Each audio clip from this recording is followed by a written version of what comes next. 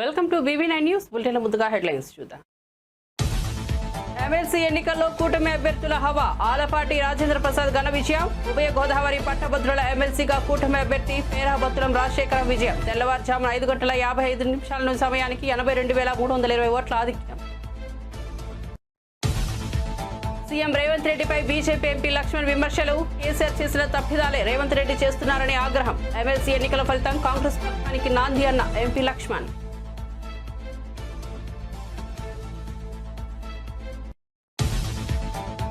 YCP ఎమ్మెల్యేలపై Payyavula Keshav విమర్శలు. పేదవాడి భూవ లాక్కునేందుకు 11 స్థానాలే వచ్చాయన్న పయ్యావుల కేశవ్. అసెంబ్లీకి రాకుండా బయట ఉండి విమర్శలు గుప్పిస్తున్నారని మండిపాటు. గత లోపాలను ఎత్తి చూపుతారనే ముఖం చాటేస్తున్నారని విమర్శ. మామునూరు ఎయిర్పోర్ట్ భూసేకరణ సర్వేను అడ్డుకున్న రైతులు. ఎయిర్పోర్ట్ కు భూములు కోల్పోతున్నామని న్యాయం చేయాలని రైతుల నిరసన. నక్కలపల్లి రోడ్డు తీసేవద్దని, తమకు రోడ్డు మార్గం చూపాలని ఆందోళన. సర్వే కోసం వచ్చిన ఆర్డీఓను అడ్డుకొని ఇప్పుడు సర్వే చేయొద్దన్న రైతులు.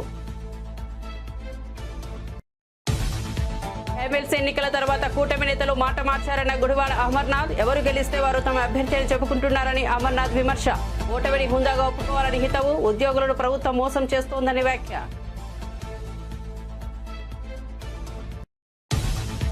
కాంగ్రెస్ వరంగల్ డిక్లరేషన్ అమలు కావడం లేదు. రైతులకు కరెంట్, రైతు బంధు, రైతు బీమా రావడం లేదు. సీఎస్ తో ప్రభుత్వం ఒప్పందాలు చెప్పించిందన్న మాజీ మంత్రి నిరంజన్ రెడ్డి.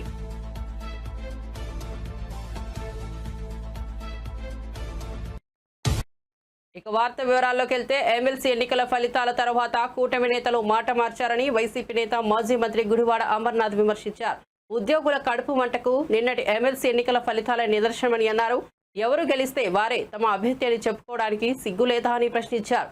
ఓటమిని హుందాగా ఒప్పుకోవాలని సూచించారు. విశాఖలో మీడియాతో మాట్లాడుతూ ఆయన ఈ వ్యాఖ్యలు చేశారు. రఘువర్మ ఓటమి తర్వాత తమకు సంబంధం లేదని మంత్రి అచ్చెన్నాయుడు చెప్పడం ఆశ్చర్యం కలిగించిందని అమర్నాథ్ అన్నారు. ప్రభుత్వ పనితీరును ఎమ్మెల్సీ ఎన్నికల ఫలితాలే నిదర్శనమని చెప్పారు.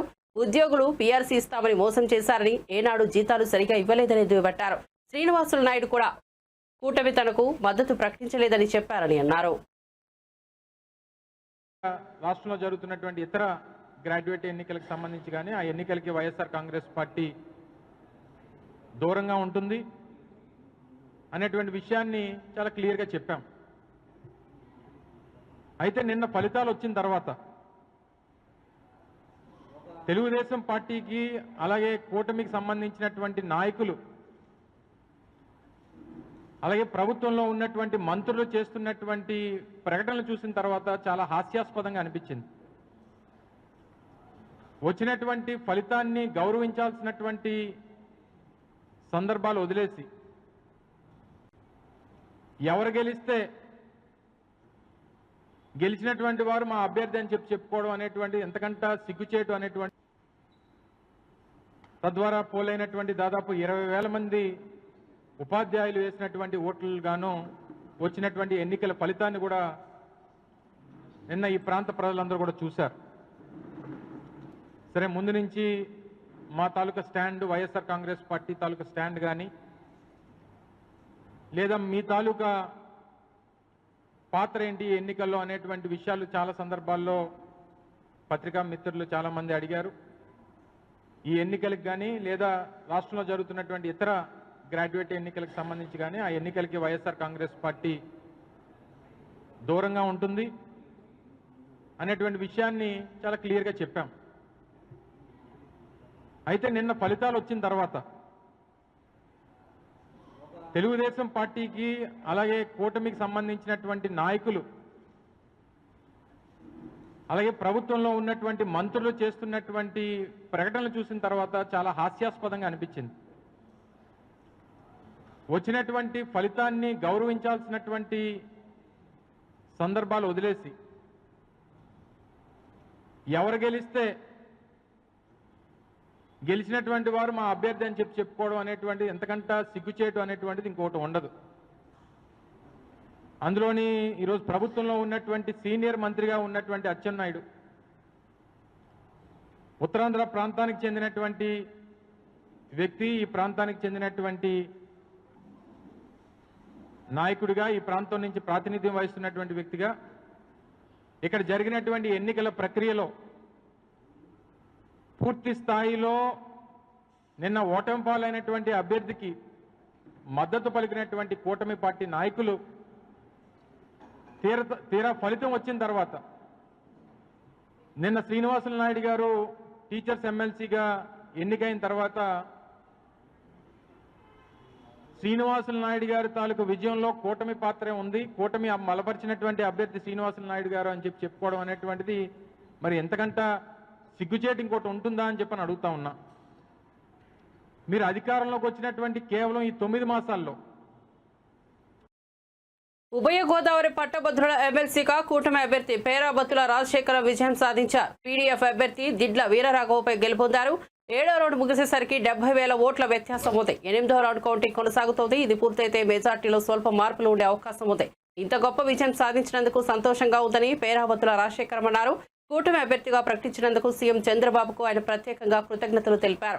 అలాగే 2 జిల్లాల పట్టభద్రుల ఓటర్లకు కూడా ధన్యవాదాలు తెలియజేశారు. పట్టభద్రుల హక్కుల సాధన కోసం పనిచేస్తారని ఆయన తెలిపారు. నిరుద్యోగ యువత పట్ల గత ప్రభుత్వం అనాలోచితంగా వ్యవహరించిందని పేరాబత్తుల దుయ్యబట్టారు. గోదావరి పశ్చిమ గోదావరి మరి కూటమి బలపరిచిన తెలుగుదేశం అభ్యర్థిగా పట్టభద్రుల ఎమ్మెల్సీ అభ్యర్థిగా ఈరోజు ఘన విజయం సాధించడానికి మరి నన్ను ఓట్లు వేయించి గెలిపించిన ప్రతి ఒక్కరికి కూడా మరి హృదయపూర్వక ధన్యవాదాలు నమస్కారాలు తెలియజేసుకుంటున్నాం. మీరందరూ కూడా ఏ నమ్మకంతో నా గెలుపుకు సహకరించారో మీ నమ్మకాన్ని వమ్ము చేయకుండా ఈ ప్రభుత్వంతో కలిసి పనిచేసి ఏదైతే పట్టభద్రులకి రావాల్సిన హక్కులుగా రావాల్సిన ఉన్నాయో అన్నీ కూడా మరి సాఫల్యం అయ్యేవారు కృషి చేస్తానని తెలియజేసుకుంటున్నాం. ముఖ్యంగా నన్ను అభ్యర్థిగా ప్రకటించిన చంద్రబాబు నాయుడు గారికి, దానికి సహకరించిన పవన్ కళ్యాణ్ గారికి, అలాగే బీజేపీ అధ్యక్షురాలు పురంధేశ్వరి గారికి కూడా ప్రత్యేకమైన ధన్యవాదాలు. నా విజయానికి సహకరించిన ప్రతి ఎమ్మెల్యేకు, ఎంపీకి, మంత్రివర్యులకు, ఇన్ఛార్జి మంత్రులకు, అబ్జర్వర్లకు, మరి గ్రామ స్థాయిలో మరి ఏదైతే పాయింట్ ఆఫ్ కాంటాక్ట్గా 30 మందికి ఒక బాధ్యుని పెట్టుకున్న వాళ్ళందరూ కూడా మరి విశేషమైన కృషి చేసిన ప్రతి ఒక్కరికి పేరు పేరున నా విజయానికి సహకరించిన అందరికీ కూడా, అలాగే మీడియా మిత్రులకు కూడా ప్రత్యేకమైన ధన్యవాదాలు, అభినందనలు తెలియజేస్తున్నాను. ఉమ్మడి కృష్ణా, గుంటూరు జిల్లాల పట్టభద్రుల నియోజకవర్గంలో కూటమి అభ్యర్థి ఆళ్లపాటి రాజేంద్ర ప్రసాద్ ఘన విజయం సాధించారు. ఇంకా 2 రౌండ్ల లెక్కింపు మిగిలి ఉన్నప్పటికీ మ్యాజిక్ ఫిగర్ను దాటేశారు. 5 గంటల 50 నిమిషాల సమయానికి ఆయనకు 82,320 ఓట్ల ఆధిక్యం లభించింది. మొత్తం 9 రౌండ్లు పూర్తయ్యేసరికి సమీప ప్రత్యర్థి పీడీఎఫ్ బలపరిచిన సిట్టింగ్ ఎమ్మెల్సీ కేఎస్ లక్ష్మణరావుపై 82,320 ఓట్ల ఆధిక్యంతో గెలుపొందారు. ఇక్కడ మొత్తం 2,41,873 ఓట్లు పోలయ్యాయి. ఈ సందర్భంగా ఆళ్లపాటి మీడియాతో మాట్లాడుతూ ఇది అపూర్వమైన విజయమని చెప్పారు. కూటమి అభ్యర్థిని గెలిపించాలని ప్రజలు ముందే డిసైడ్ అయ్యారని అన్నారు. తన మెజార్టీకి వచ్చినన్ని ఓట్లు కూడా పీడీఎఫ్ అభ్యర్థికి రాలేదని ఎద్దేవా చేశారు.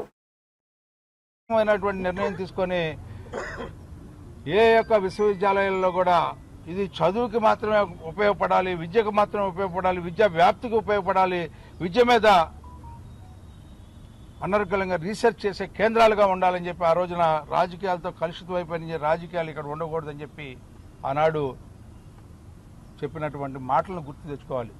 ఆ రకంగానే ఎప్పుడు మేము అధికారంలో ఉన్నా కూడా విశ్వవిద్యాలయాలను ఒక ప్రత్యేకమైనటువంటి ఒక ఆశ్రమం లాగా భావించాం. మేమందరం కూడా గురుకులాల్లాగా భావించాం, ఆచార్య దోభావ అన్నట్టుగా భావించాం. వీళ్ళలాగా బ్రాందీ షాపుల దగ్గర బ్రాందీ తాగించడానికి బెట్ల, ఎవరైతే బ్రాందీ తాగుతున్నారో వాళ్ళకి కాపలాగా అయ్యమని మేము బెట్ల, సామాజిక గౌరవాన్ని ఇచ్చుకుంటూ ఉన్నాం మొదటి నుంచి కూడా. ఆ రకంగా విశ్వవిద్యాలయాల యొక్క కీర్తిని పెంపొందించడానికి ప్రయత్నించాం. ఆనాటి రామకృష్ణారావు గారు కానీ, రాఘవులు గారు కానీ, ఎవరు ఏ వీసీని చూసుకున్నా కూడా ఎక్కడైనా సరే 14 వీసీలుగా ఉంటే 14 మందిలో 11 మంది బీసీల నుంచి ఏర్పరిచినటువంటి విశ్వవిద్యాలయ కులపతులు. మరి ఆ రకమైనటువంటి విశ్వవిద్యాలయాలు కేవలం రాజకీయ పార్టీలకి నిలయాలైపోయి వీళ్ళే జెండాలు కట్టుకున్న తిరుగుతున్నట్టుగా వీళ్ళు తిరిగి రాజకీయాలతో కలుషితం చేసేస్తే ఏమిటి ఇదని ప్రశ్నిస్తే భయపడి వీళ్ళందరికీ వీళ్ళు రాజీనామా చేస్తే మేము భయపెట్టామంటారేంటి? వీళ్ళు చాలా స్పష్టంగా చెప్పారు, మాకు with our own reasons we're not continuing, we're resigned అని చెప్పి పెట్టినటువంటి లెటర్స్లో ఎక్కడైనా భయం ఉందా, లేకపోతే ఇంకోటి ఉందా, ప్రేరేపితమైన అంశాలు ఉన్నాయా?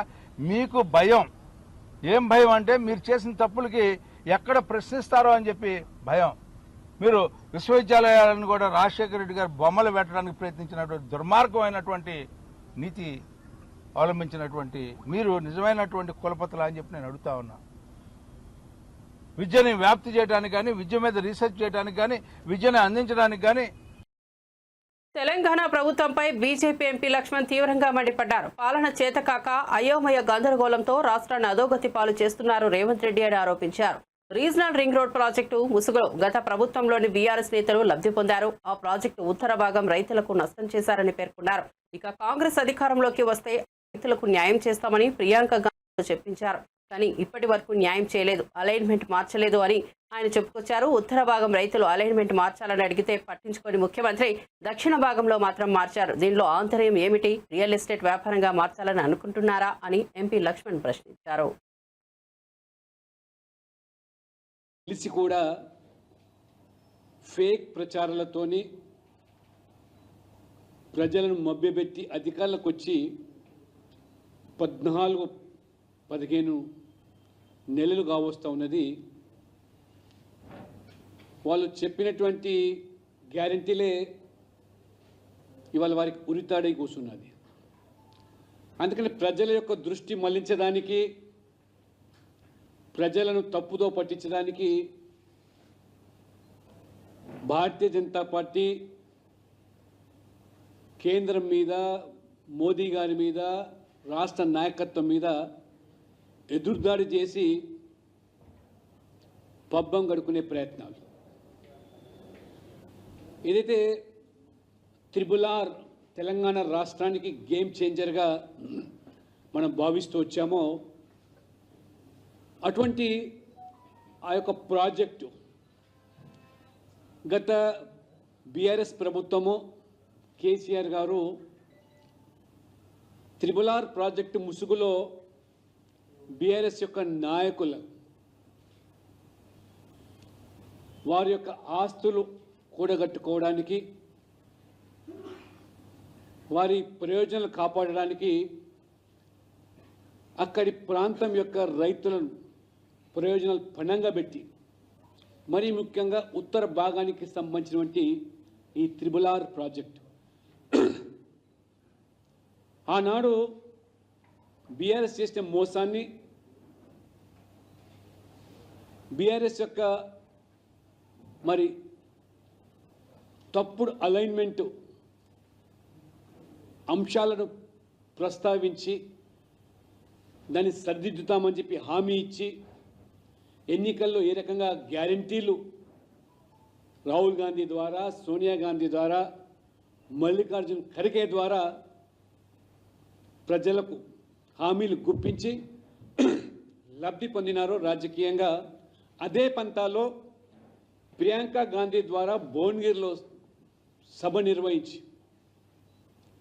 ఈ త్రిపుల్-ఆర్ యొక్క ఉత్తర భాగానికి సంబంధించినటువంటి అలైన్మెంట్ వల్ల రైతులు తమ విలువైనటువంటి పంట భూములు కోల్పోతున్నారని, ఈ పాటికే నేషనల్ హైవేస్ లేదా అనేక పర్యాయాలు అభివృద్ధి పేరుతో రైతుల యొక్క మరి పచ్చటి పొలాలను ఆనాడు ప్రభుత్వం స్వాధీనం చేసుకుంటే, ఈ త్రిపుల్-ఆర్ పేరు మీద మళ్ళీ నష్టపోయిన రైతులకు మళ్ళీ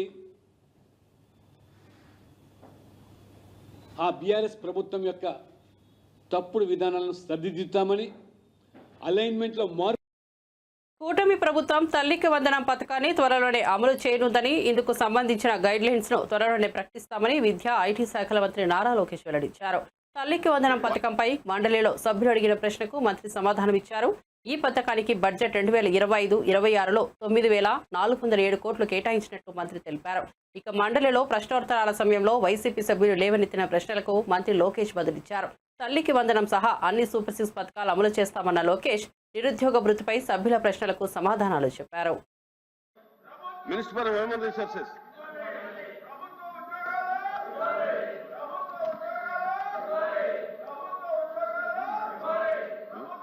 అధ్యక్ష, మొదటి ప్రశ్నకి సమాధానం అవునండి. మూడో ప్రశ్నకి సమాధానం మెగా డిఎస్సి నోటిఫికేషన్ త్వరలో జారీ చేస్తా అధ్యక్ష. అధ్యక్ష, ప్రతిపక్ష పార్టీకి చెందిన నాయకులకి ఇక్కడ ఓపిక లేదు కనుక ఒక విషయం చాలా స్పష్టంగా చెప్పదలుచుకుని, ఎందుకంటే నిరుద్యోగ యువకులందరూ ఆశతో మమ్మల్ని చూస్తున్నారు.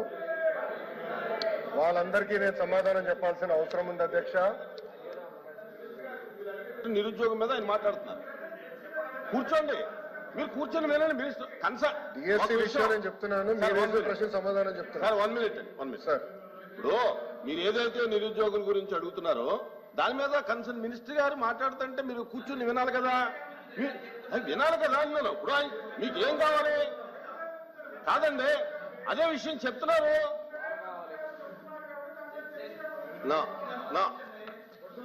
అధ్యక్ష, డిఎస్సి అనేది మీరు ఒక్కసారిగా చూస్తే గత ప్రభుత్వం ఒక్కసారి కూడా 5 సంవత్సరాల్లో ఒక్క డిఎస్సి కూడా వేయలేదు.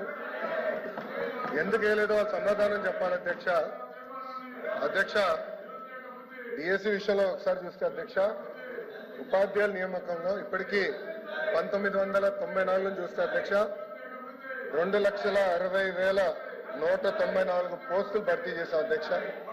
దాంట్లో అధ్యక్ష తెలుగుదేశం పార్టీ అధికారంలో ఉన్నప్పుడు 1,80,272 పోస్టులు భర్తీ చేస్తాం జరిగింది అధ్యక్ష. అంటే 70% టీచర్ పోస్టుల నియామకం ఒక తెలుగుదేశం పార్టీ హయాంలో జరిగిందని గౌరవ సభ్యులు ముందర తెలుసుకోవాల్సిన అవసరం ఉంది అధ్యక్ష. అధ్యక్ష, మీరు చూస్తే గౌరవ ముఖ్యమంత్రి గారు కానివ్వండి, నేను కూడా మంత్రిగా బాధ్యతలు స్వీకరించినప్పుడు డిఎస్సి పైన తొలి సంతకం పెడతాం జరిగింది అధ్యక్ష. దాంట్లో భాగంగా 2/7/24కి టెట్ నిర్వహిస్తాం జరిగింది. 4,27,000 మంది అప్లై చేశారు. దాంట్లో 3,68,000 మంది అపియర్ అయ్యారు. 1,87,000 మంది క్వాలిఫై అయ్యారు అధ్యక్ష. అధ్యక్ష, మీరు చూస్తే 3/10/24 నుంచి 21/10/24 వరకు టెట్ కూడా పూర్తి చేస్తాం జరిగింది అధ్యక్ష. 1 man కమిషన్ రిపోర్ట్ త్వరలో రాబోతుందని మేము భావిస్తున్నాం అధ్యక్ష.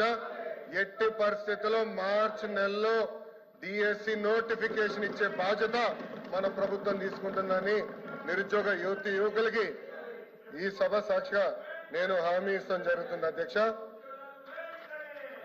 అధ్యక్ష, విచిత్రం ఏంటంటే నాకు వేసిన 2 ప్రశ్నలు ప్రతిపక్ష పార్టీలు, కానీ వాళ్ళు వేసిన ప్రశ్నల మీద చర్చించడానికి సిద్ధంగా లేకపోతే నిజంగానే చాలా చాలా బాధాకరం. ఇప్పుడన్నా వాస్తవాలు తెలుసుకోవాలని గౌరవ సభ్యుల్ని కోరుతున్నా అధ్యక్ష. Question number 13762 minister for energy.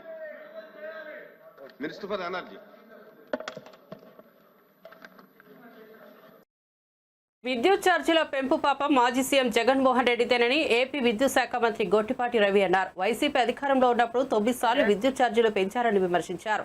విద్యుత్ ఛార్జీలు వాళ్లే పెంచి వాళ్లే ధర్నాలు చేసి వాళ్లే ప్రశ్నించడం విడ్డూరంగా ఉందని అన్నారు. శాసనమండలిలో ప్రశ్నోత్తరాల సమయంలో విద్యుత్ ఛార్జీల పెంపు అంశంపై వైసీపీ సభ్యులు అడిగిన ప్రశ్నలకు ఆయన ఈ మేరకు సమాధానం ఇచ్చారు. తమ ప్రభుత్వం విద్యుత్ ఛార్జీలను పెంచబోదని గొట్టిపాటి తెలిపారు. దాన్ని ప్రజల్లోకి తీసుకెళ్లాల్సిన దాన్ని తీసుకెళ్లకుండా 1 సంవత్సరం 8 నెలల పాటు పక్కన పెట్టి తర్వాత ప్రభుత్వమైన భారం వేసే ప్రయత్నం చేసింది. అదేవిధంగా 2023-24లో కూడా 11,000 కోట్ల రూపాయలు మళ్ళీ ఎస్సీకి పంపించారు. 9,400 కోట్ల రూపాయలు భారం వేసి మొత్తం 15,000 కోట్ల రూపాయలు భారం అంతా కూడా 2022-23 వేసిన భారమే అని చెప్పి మీ ద్వారా సభ్యులకు కూడా తెలియజేస్తా ఉన్నాను. ఇందాక రవిబాబు గారు అంటా ఉన్నారు మేము విండ్ సోలార్ ద్వారా ప్రజలకి మభ్య పెట్టాం. మేము ఎప్పుడు కూడా మభ్య పెట్టలేదు సార్. గతంలో 2014-19 ఉన్నప్పుడు ఈ రాష్ట్రంలో ఎక్కడ లేని విధంగా 7,000 మెగావాట్లు విద్యుత్ ఉత్పత్తి తీసుకొచ్చాం. తర్వాత ఇలా ప్రభుత్వం వచ్చిన తర్వాత పీపీఎల్ రద్దు చేయటం, వాళ్ళని ఇబ్బంది పెట్టడం, విదేశీ ప్రతినిధుల చేత తిట్లు తినటం, ఈ రాష్ట్రానికి రావాల్సిన ఇన్వెస్టర్ని తరిమి కొట్టడం, రకరకాల కార్యక్రమాలు చేసి విద్యుత్ వ్యవస్థలన్నింటినీ కూడా సర్వనాశనం చేసి వాళ్ళు ఇక్కడికి వచ్చేసి సత్యదూరమైన మాటలు చెప్పి ప్రజలని నమ్మించే ప్రయత్నం చేస్తున్నారని చెప్పి కూడా మీకు చెప్తా ఉన్నాను సార్. అదేవిధంగా ఒకసారి చూడండి సార్, కృష్ణపట్నం ప్లాంట్ స్టేజ్ 2 అట్లానే వీటీపీఎస్ స్టేజ్ 5 ప్లాంట్లకి తెలుగుదేశం ప్రభుత్వం ఉన్నప్పుడు చాలా పెద్ద ఎత్తున ఖర్చు పెట్టి రాబోయే రోజుల్లో పవర్ పనిచేసే ఉండకూడదు, మన పవర్ మనమే ప్రొడక్షన్ చేసుకోవాలనే ఉద్దేశంతో చేస్తే ఆ రెండింటిని కూడా షట్ డౌన్ చేసేసి కొత్తగా ప్లాంట్లన్నిటి కూడా నిర్మాణం చేయకుండా చేసేసింది. అదేవిధంగా పోలవరం ప్రాజెక్టు దాదాపు 900 మెగావాట్లు వచ్చే ప్లాంట్ ని 70% పూర్తయిన పోలవరం ప్రాజెక్ట్ ని అదేవిధంగా ఆ ప్లాంట్ కూడా అట్లానే వదిలేసింది అనమాట. దాదాపు విద్యుత్ సంస్థలకు సంబంధించిన డబ్బులన్నింటిని కూడా బెవరేజ్ కార్పొరేషన్ కి మళ్ళీ చిన్న కార్యక్రమం చేసింది. ఇట్లాంటి 1 కాదు 2 కాదు అన్ని కార్యక్రమాలు చేసి విద్యుత్ వ్యవస్థను అన్నింటి కూడా సర్వనాశనం చేసిన విషయాన్ని మీరు ఒకసారి గమనిస్తాం సార్. ఈ ప్రభుత్వం అధికారంలోకి వచ్చిన తర్వాత పూర్వవైభవం తీసుకురావాలనే ఉద్దేశంతో ఎక్కడ కూడా ప్రజల మీద భారం పడకుండా ఉండాలనే దానికోసం విద్యుత్ కొనుగోలు గతంలో 9 నుంచి 10,000 కోట్ల రూపాయలు ఇవన్నీ షట్ డౌన్ చేసిందే కాకుండా 10,000 కోట్ల రూపాయలు ఖర్చు పెట్టారు ఓన్లీ విద్యుత్ కొనుగోలు మీద, షార్ట్ టర్మ్ పవర్ పర్చేజెస్ మీద. మా ప్రభుత్వం అధికారంలోకి వచ్చిన సంవత్సరంలోనే ఈ 10 నెలల్లోనే 60% విద్యుత్ కొనుగోలు తగ్గించేసి మన జెన్కోని కానీ వీటిని కానీ సమర్థవంతంగా నడిపి ఎక్కలేని విధంగా ఈ 3 నెలల్లో ఎక్కలేని విధంగా పవర్ ప్రొడక్షన్ చేసిన సంగతి వాస్తవం అని చెప్పి కూడా మీ ద్వారా తెలియజేస్తా ఉన్నాను. అదేవిధంగా తయారైన విద్యుత్ వేస్ట్ కాకుండా కేంద్ర ప్రభుత్వ సహాయ సహకారాలతోటి బ్యాటరీ స్టోరేజ్ కూడా తీసుకొని త్వరలోనే స్టార్ట్ చేయబోతున్నాం. టెండర్లు కూడా పిలిచాం, త్వరలోనే స్టార్ట్ చేయబోతున్నాం. ఇదే విధంగా ఇందాక అన్నట్టు విండ్ కానీ సోలార్ కానీ PM కుసుమ్ వీళ్ళు వద్దని చెప్పి వెనక పంపించారు. పక్కనున్న మహారాష్ట్ర కానీ కర్ణాటక కానీ PM కుసుమ్ తీసుకొని చాలా పెద్ద ఎత్తున పగలపూట రైతులకు 9 గంటల కరెంట్ ఇస్తా ఉంది. వీళ్ళు లెటర్ రాశారు కేంద్ర ప్రభుత్వాన్ని మాకు అవసరం లేదని చెప్పి. ఇవాళ ముఖ్యమంత్రి గారు అధికారంలో చేపట్టిన తర్వాత కూటమి ప్రభుత్వం మేము అమ్మటే కేంద్రానికి లెటర్ రాసి మేము ఈ రాష్ట్ర ప్రభుత్వం PM కుసుమ్ తీసుకుంటామని చెప్పి మొదటి విడతగా 1,00,000 కనెక్షన్లు తీసుకున్నాం. మళ్ళీ లెటర్లు రాసి 2,000 కనెక్షన్లు తీసుకున్నాం. 2 లక్షల కనెక్షన్లు తీసుకున్నాం. ఈ ప్రభుత్వం రైతులకి పగలపూట కరెంట్ ఇవ్వాలి, పొద్దునే 10 నుంచి సాయంత్రం దాకా 9 గంటల కరెంట్ ఇవ్వాలి, PM కుసుమ్ తీసుకోవాలి, తద్వారా ప్రజలకు కరెంట్ ఇవ్వాలనే దానికోసం ఈ ప్రయత్నం చేస్తా ఉన్నాం. ఈ కాంగ్రెస్ రైతుల కోసం ఇచ్చిన వరంగల్ డిక్లరేషన్ అమలు కావడం లేదని మాజీ మంత్రి సింగిరెడ్డి నిరంజన్ రెడ్డి తెలిపారు. రైతు బంధు, రైతు బీమా దేశానికి ఆదర్శంగా నిలిచాయన్నారు. 6,122 కోట్లు రైతులకు ప్రీమియం కేసీఆర్ ప్రభుత్వం చెల్లించింది. కానీ కాంగ్రెస్ పాలనలో రైతులకు కరెంట్, రైతు బంధు, రైతు బీమా రావడం లేదని ఆరోపించారు. రైతు భరోసా కోసం ప్రభుత్వ భూములను తాకట్టు పెట్టి 10,000 కోట్లు తెచ్చి ఏం చేశారని ఆయన ప్రశ్నించారు. ఆలోచన కూడా జరగాలి. రైతు బీమా అనేటువంటిది అత్యద్భుతమైనటువంటి పథకం అని చెప్పి ఆ పథకం అమల్లోకి వచ్చిన తర్వాత యునైటెడ్ నేషన్స్ ఆఫ్ ఆర్గనైజేషన్ సంబంధించినటువంటి FAO ఉంటుంది, ఒకటి ఫుడ్ అండ్ అగ్రికల్చర్ ఆర్గనైజేషన్ అని UNO ఆధ్వర్యంలో ఉంటుంది. ప్రపంచ వ్యవసాయ విధానాల మీద రీసెర్చ్ చేస్తారు. FAO తరఫున వరల్డ్ ఫుడ్ ప్రైజ్ కూడా ఇస్తుంటారు. అటువంటి prestigious organization, world prestigious organization పేర్కొన్న 2 అత్యద్భుతమైనటువంటి పథకాలు రైతాంగానికి మేలు చేసినాయి. భూగోళంలో వాళ్ళు వాడిన పదం ఒకటి రైతు బంధు, ఒకటి రైతు బీమా అని చెప్పినారు. అంతటి విశిష్టమైనటువంటి రైతు బీమా పథకానికి శ్రీకారం చుట్టింది కేసీఆర్ సర్కార్ ఆ రోజు. అంటే రైతు తన పేరు మీద భూమి ఉండి 58 ఏళ్ల గరిష్ట వయస్సు పరిమితికి లోబడి ఉండి ఏ కారణం చేతనైనా దురదృష్టవశాత్తు ఒక రైతు యొక్క మరణం సంభవిస్తే, అది ప్రమాదమైన, రోగగ్రస్తమైన, లేకుంటే మరోటైనా మరణం అంటూ ఏ రకంగా జరిగినా దురదృష్టవశాత్తు ఆ రైతు కుటుంబం వీధిన పడొద్దు, ఇబ్బంది పడొద్దు అని చెప్పి ఆ రైతును ఆదుకోవడం కోసం మాత్రమే ఉద్దేశించినటువంటి అత్యద్భుతమైన పథకం అది.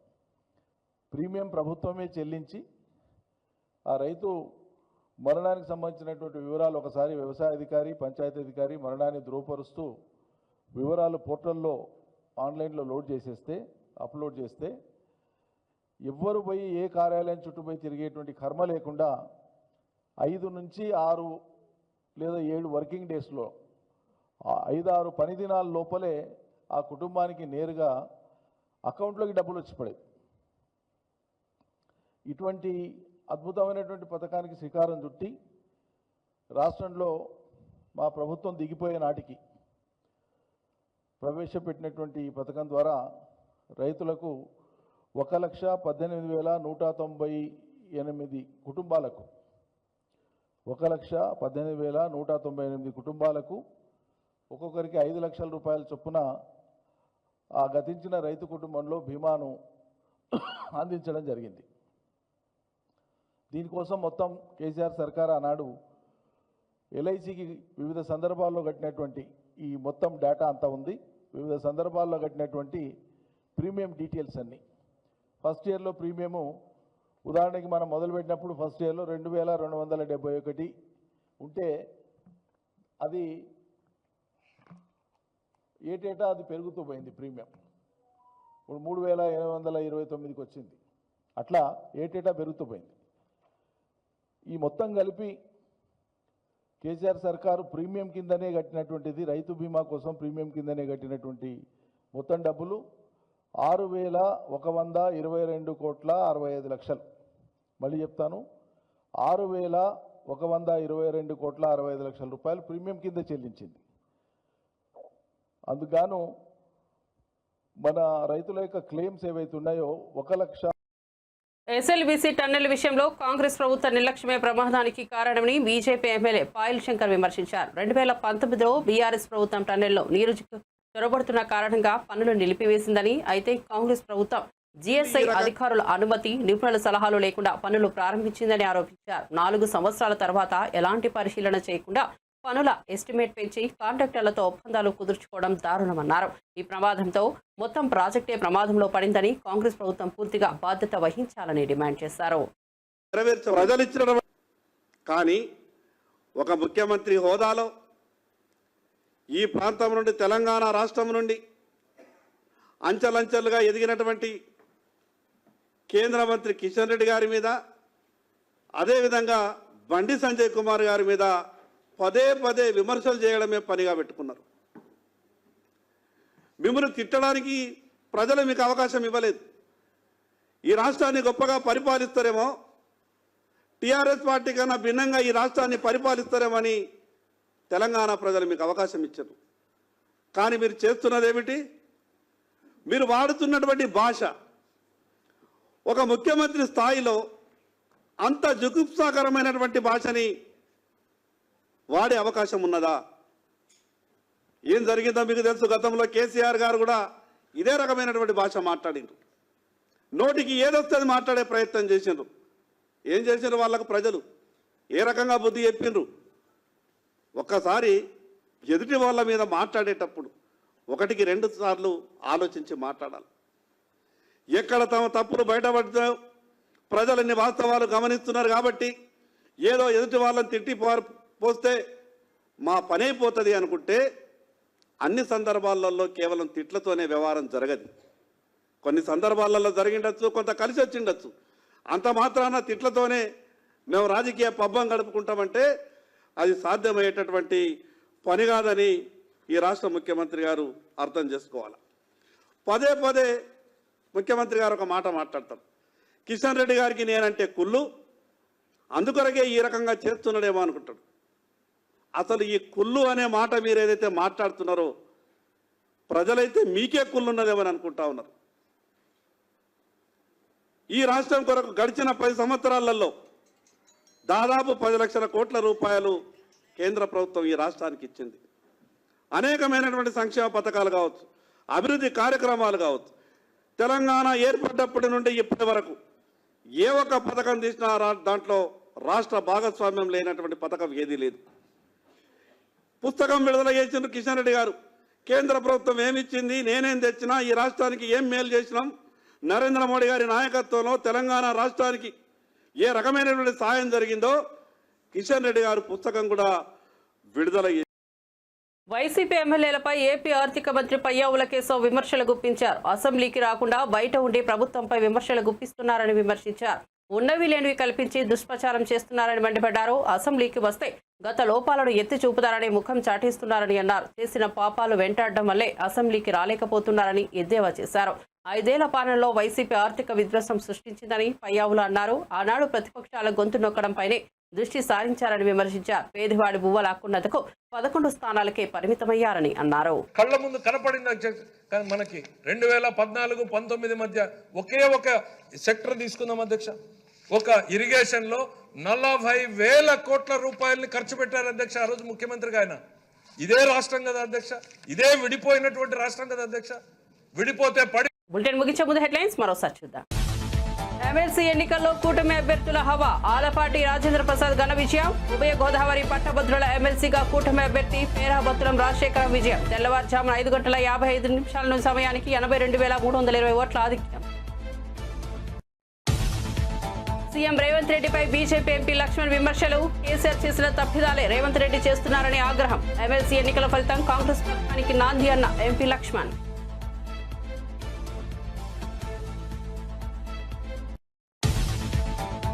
వైసీపీ ఎమ్మెల్యేలపై పయ్యావుల కేశవ్ విమర్శలు. పేదవాడి భూవ లాక్కునేందుకు 11 స్థానాలే వచ్చాయన్న పయ్యావుల కేశవ్.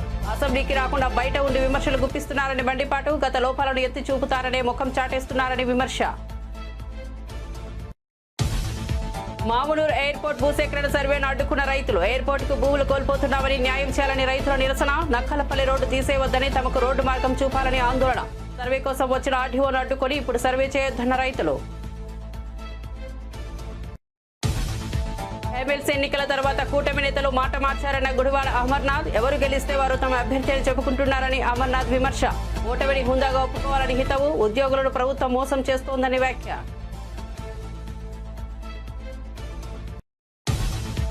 కాంగ్రెస్ వరంగల్ డిక్లరేషన్ అమలు కావడం లేదు. రైతులకు కరెంట్, రైతు బంధు, రైతు బీమా రావడం లేదు. సీఎస్తో ప్రభుత్వం ఒప్పందాలు చెప్పించిందన్న మాజీ మంత్రి నిరంజన్ రెడ్డి.